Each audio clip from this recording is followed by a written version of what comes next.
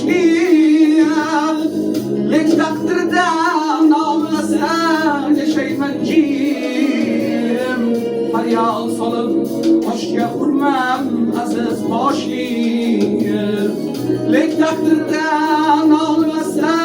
yaşayman kim faryod solib oshga urmam aziz boshlayam shukrlayman oyoq qo'lim salomatdir garni olsam u xudoga omaddir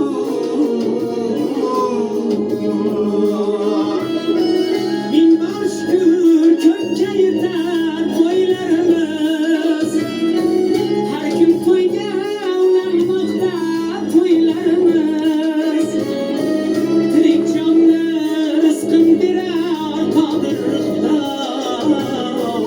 elga tinchlik surar duo to'ylarimiz ne'matlarning eng yaxshisi halovatdir garni olsak bu Xudoga alomatdir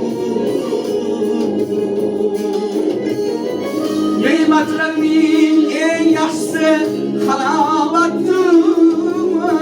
garni olsak bu xudoga alomatdir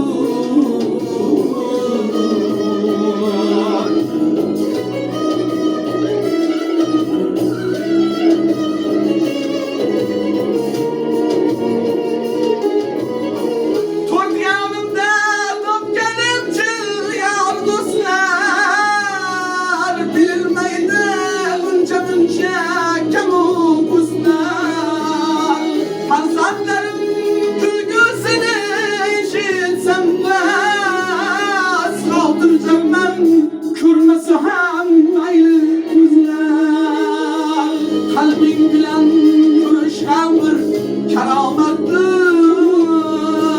garni olsam bu xudoga alomatdir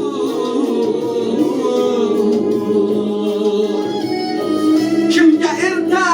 kimgadir kech kelgay davron kimlargadir shu kunlar ham bo'lgan armon sinovlarga sabr qilmoq qanday go'zal shunda o'zi qo'llar bizni buyuk rahmat